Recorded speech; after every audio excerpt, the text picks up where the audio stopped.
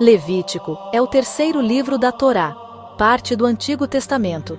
Ele explica a vida dos antigos israelitas e contém leis divinas de Deus, compartilhadas por Moisés. O tema principal é a santidade.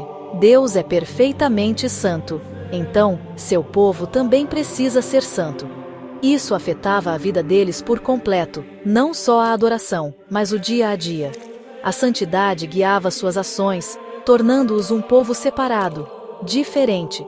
Levítico detalha sacrifícios, ofertas, deveres sacerdotais, leis de pureza, festas e conduta moral. O capítulo 4 foca nas ofertas pelo pecado, aquelas por erros cometidos sem querer, mostrando a misericórdia de Deus. Um caminho de volta era oferecido, trazendo consolo e uma direção clara. As ofertas pelo pecado eram para erros cometidos sem querer contra os mandamentos de Deus. Mesmo que as pessoas não percebessem o erro na hora, o pecado ainda criava um problema, sabe? Afetava o relacionamento delas com Deus e com a comunidade. A oferta ajudava a consertar isso, lidando com essas transgressões acidentais. Imagina só, alguém quebrava uma regra sem saber. Quando caía a ficha, batia aquela culpa. A oferta pelo pecado era a solução, uma forma de buscar o perdão e se redimir. Deus providenciou esse caminho para restaurar a comunhão, reconhecendo a santidade dele. Os rituais enfatizavam a pureza dele e a seriedade do pecado, mesmo o cometido sem querer. A oferta pelo pecado ensinava sobre a responsabilidade pelas ações e mantinha forte a aliança com Deus. Quando o sacerdote ungido pecava, a coisa era séria, trazia culpa sobre todo mundo.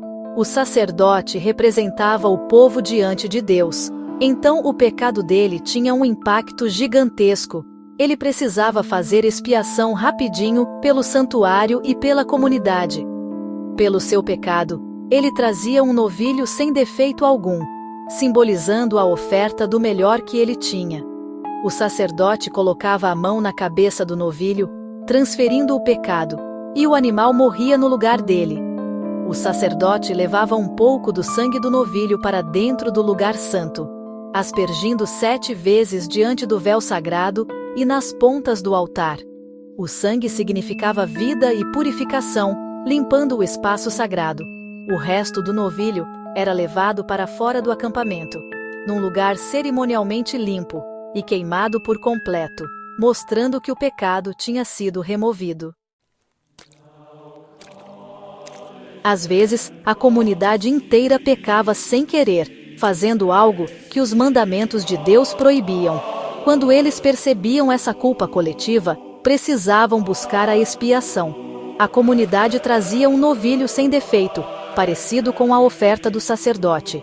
Os anciãos colocavam as mãos sobre ele, mostrando responsabilidade compartilhada, e o pecado era transferido para o novilho. O ritual era parecido. O sangue do novilho era levado para dentro do lugar santo e aspergido como antes. O sangue fazia expiação pela comunidade, purificando-os do seu erro. As partes restantes do novilho eram levadas para fora do acampamento, a um lugar limpo, para serem queimadas, simbolizando a remoção do pecado. Através dessa oferta, eles eram perdoados, e o relacionamento deles com Deus era restaurado. Líderes e o povão também cometiam seus deslizes sem querer. Um governante ou chefe que pecasse e percebesse seu erro, precisava oferecer um sacrifício. A posição dele não o isentava.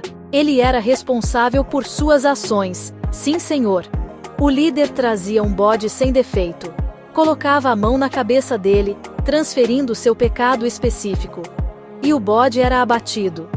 O sangue dele era colocado pelo sacerdote no altar do holocausto, para fazer expiação. Se uma pessoa comum pecasse sem querer e se desse conta da culpa, ela também tinha um jeito de se redimir. A lei de Deus contemplava todo mundo, ensinando sobre a responsabilidade individual de cada um. Uma pessoa comum trazia uma cabra ou ovelha sem defeito, colocava a mão na cabeça do animal e ele era sacrificado por ela.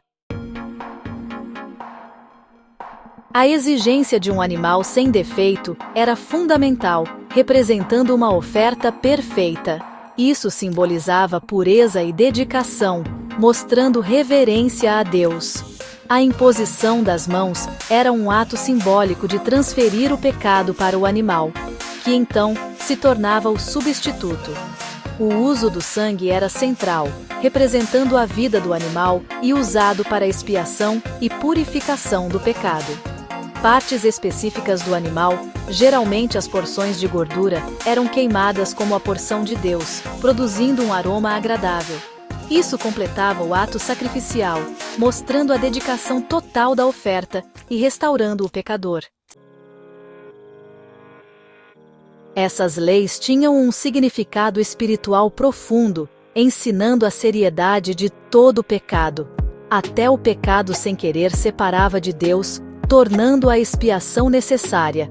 Os sacrifícios ofereciam um jeito de consertar as coisas, mostrando a justiça e a misericórdia de Deus. O pecado afetava a comunidade inteira, não só o indivíduo. Tipo o efeito dominó, sabe? A restauração era uma preocupação de todos, mantendo a santidade do grupo e reforçando valores em comum. Expiação e perdão eram temas centrais. A palavra expiação significa cobrir. O sacrifício cobria o pecado, permitindo que Deus perdoasse o povo. Os rituais demonstravam arrependimento e um desejo de voltar para Deus, garantindo que Deus pudesse habitar entre eles e mantendo firme a aliança. Se inscreva, curta e compartilhe. Nossos encontros acontecem todos os dias às 18 horas.